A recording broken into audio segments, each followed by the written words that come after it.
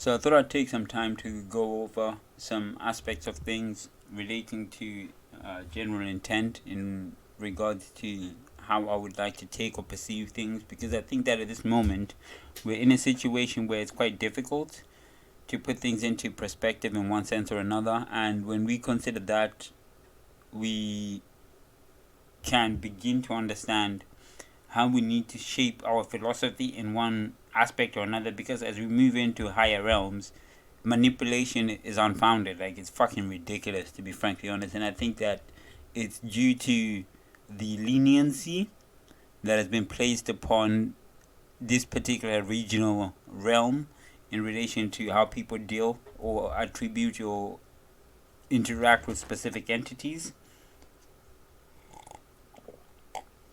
So that has led to a bunch of different shit where people just are lost all over the place in higher realms. Even though you can access a higher realm, doesn't mean that you have right and authority to it.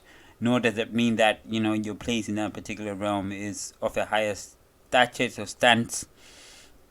And I'm only just speaking to people that generally, they break the barrier into that realm but never really explore or go further to better understand it, or know how to properly operate it. But however, gaining access to it gives them that capability to have some ground to stand on in that particular dimensional aspect of things. So from my perspective of things, I require purpose, and for me to identify my purpose, I need order. I need some sense of validity, and it's not that like I'm in my natural habitat. I'm in a different environment. The world has changed slightly. It's become a bit more global, a bit more connected. Thus, the way we operate needs to be adopted to suit whatever methodologies that we require in order to reach our goals and objectives, or whatever they may be.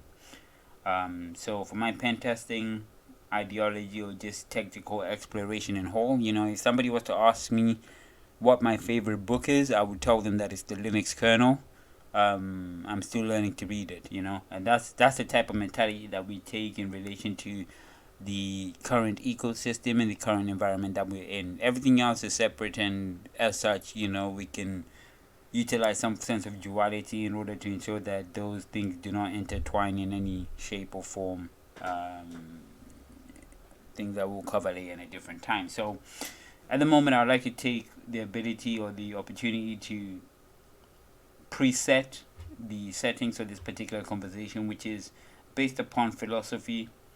Ancient philosophy is always the best, because that philosophy is the philosophy that is rooted to when humans were more connected to those upper realms. Like, they naturally lived in those realms, those higher realms. There wasn't no lower realms.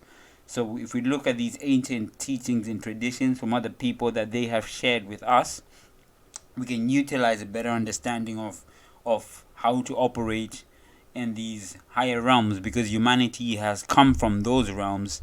Thus, as such, we all have an understanding and attributions and contributions to make in this time, in the time of the elevated individual, in the time of elevated consciousness and a great change on the planet, in essence. And so we look into Japan. Mainly, there's a multitude of places where we can look for inspiration, thought, and guidance. One being the West, the East. Some things from the North, and some things from the South. So there's things everywhere that we can gain and learn from.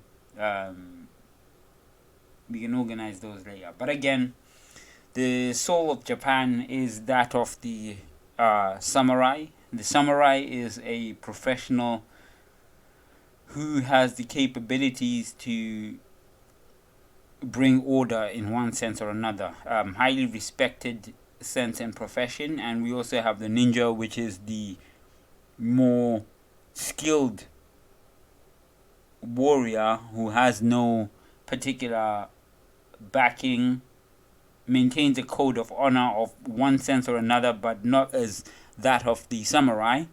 However skilled he may be, working for varying different types of things. So we can consider the ninja a type of mercenary or advanced soldier in one sense or another, and they have a multitude of things. One of the main things is the Book of Five Rings. They have two things actually, which I think that are important. The first one is Bushido, which is the methodology of living, of surviving, of being. And there's the Book of Five Rings, which is also another thing that is utilized in the order in which the spirit and the being is to be manifest. And I think that if we take from this, it really helps in clearing out a lot of fucking garbage and bullshit, misconceptions that have been generally imposed upon us, and also helps with the psychological aspect. So we'll be further exploring onto that. I'm not going to cover anything. If you want to know something, you can talk to me. Until then, you can just talk amongst yourselves, I suppose is the best terminology for it, and come to your own conclusions, because obviously that's what people have been doing for a shit long time. Well, that's what they have been doing for a while. But hey, let's not go there. There's differences in that. So hey, it's like a particle accelerator type thing. So the book itself was initially written by a person named Miyamoto Musashi, who is somebody that I tend to look up to in regards to the stories that I've heard and the things that I've learned about him in my past, which I think is really cool. So to begin with, we're going to look at the Air book, which is the wind book to be precise, and that book focuses on strategy.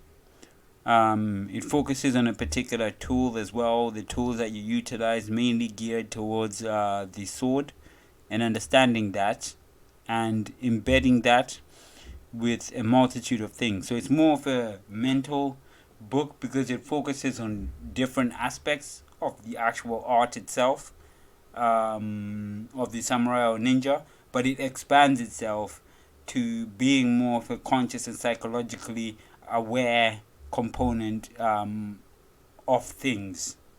So things such as generally traditions, family traditions and things of that nature, different martial arts teachings from different schools or different techniques and attributes, and also the relationship to you and your sword. So it's more of a inner higher level consciousness integration type of book, from my understanding of it. And then we have the Earth book, which is actually called the Ground book, and this is in regards to the battlefield, whereas the Wind book is more to self and community.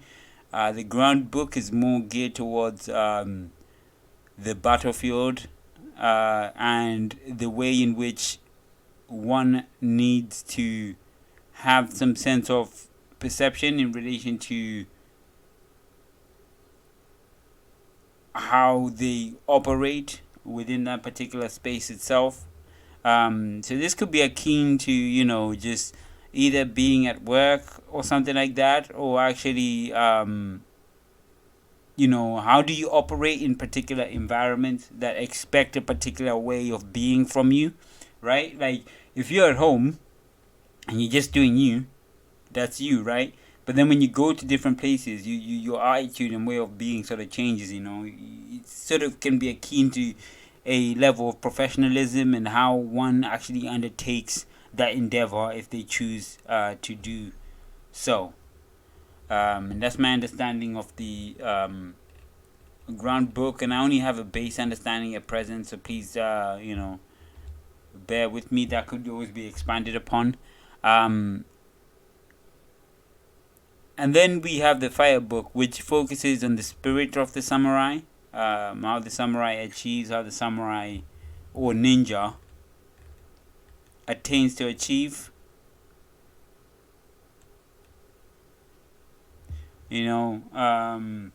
It's more about strategy, I would say.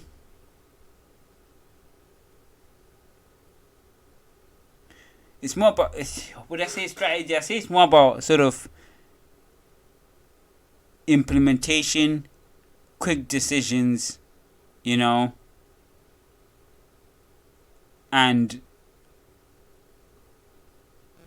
how one actually is active in that particular moment where things occur. So it focuses on things relating to that, and how to better refine that and how to become stronger within that particular region in regards to when actually events come to manifest themselves.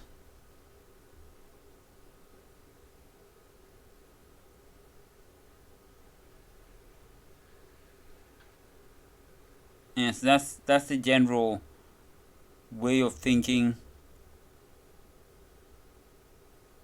in regards to the fire book. It's more about the implementation, the way that you actually get into the flow of things when things happen, in essence, how quick you are to react and things of that nature, and your general understanding of the conceptions of reality. And then the water book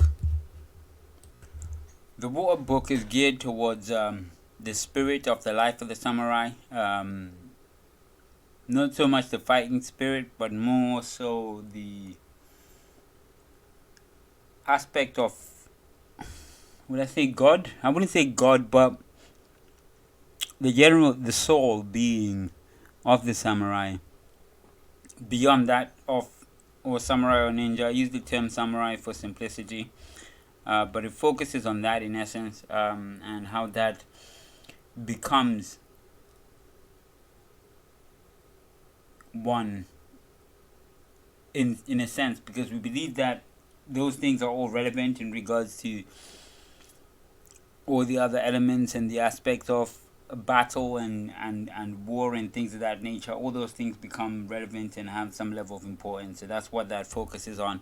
It's the spiritual side, internals, and not concerning everybody else like the air book may have been, but more concerning the samurai himself and his being and his connectedness to oneness or godness or whatever terminology you intend to use for that particular instance of things. And then the void book, that's just the general eternal aspect of things, so having no beginning and no end.